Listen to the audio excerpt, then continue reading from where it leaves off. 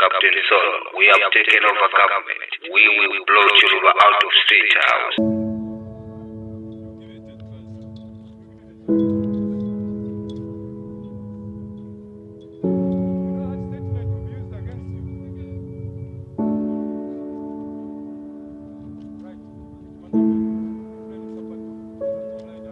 In the early hours of October 1997, the soldiers, led by Captain Solo, broke into an arms depot, assaulted army officers, and then proceeded to seize state-owned Zambia National Broadcasting Corporation (ZNBC) studios. Digging in the history of Zambia, we look at the failed 1997 coup d'etat aimed at then former President Dr. Frederick Jacob Titus Chiluba. Stephen Lungu, or Captain Stephen Lungu, also known as Captain Solo, born on 6 January 1962 at Mansa General Hospital in Mansa District of Zambia, died on 11th August 2012. Stephen Lungu was the former Zambia Army captain who in 1997, together with the late Captain Jack Chitty, attempted a coup d'etat during the rule of the then President Dr. Frederick Chiluba. In the early hours of October 1997, the soldiers, led by Captain Solo, broke into an arms depot, assaulted army officers, and then proceeded to seize state-owned Zambia National Broadcasting Corporation (ZNBC) studios. Captain Solo claimed to be representing the National Redemption Council and announced over state radio that he had taken over the country. He further informed his countrymen that he was dismissing the chiefs of the army and the police and would give President Frederick Chiluba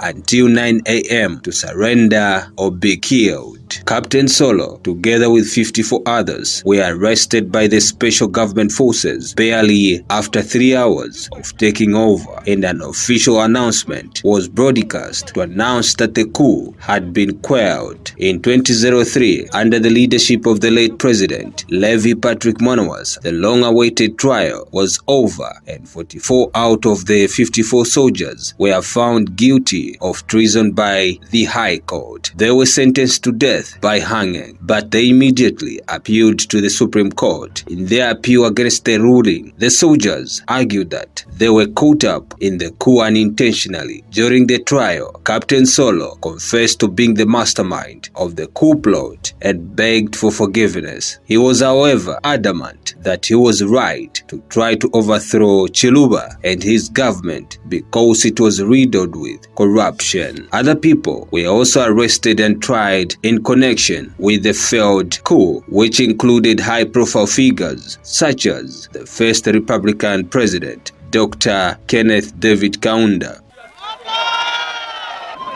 I said I would not shave until I was told why I was in prison.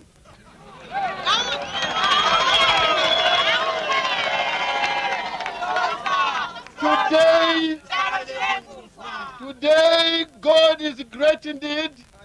I'm out, but I've not been told why I was in prison for 5 months and 7 days. Why? I still don't know.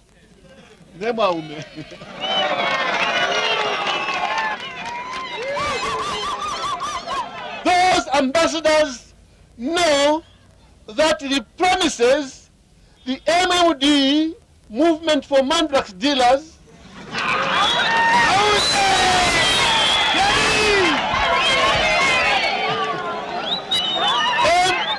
MMD, Movement for Mass Destruction, all the promises they made about accountability, about transparency, about governance, good governance, all these things, they've forgotten them.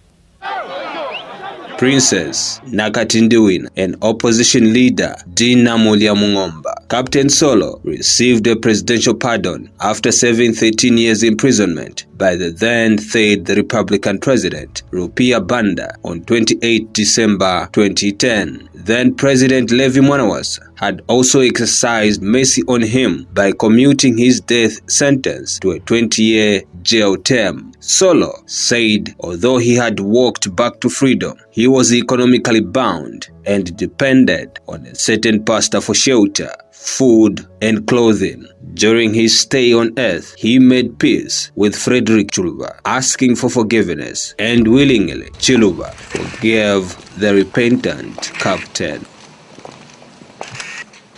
To begin the press conference, I'll ask Bishop Njovu to open in prayer. It is my prayer and request that those, especially the recruits who have still got time to serve in the army, they can be restored as they still got the energy.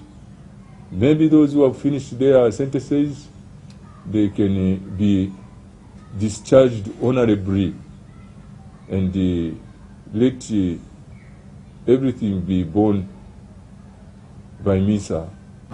I forgive you from the very bottom of my heart.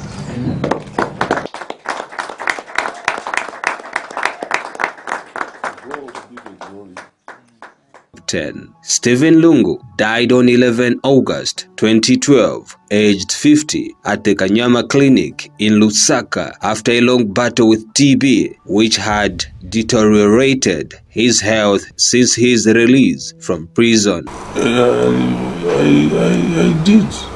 I'm saying I was one of the mastermind together with my late friend Captain Chiti. I said I regretted. He was survived by 3 children. Others still remember him as a hero, while others say he was a coward. This is the history of Zambia, courtesy of Ngambela TV, brought to you by Maboshe Nyambe and Cyrus Maboshe.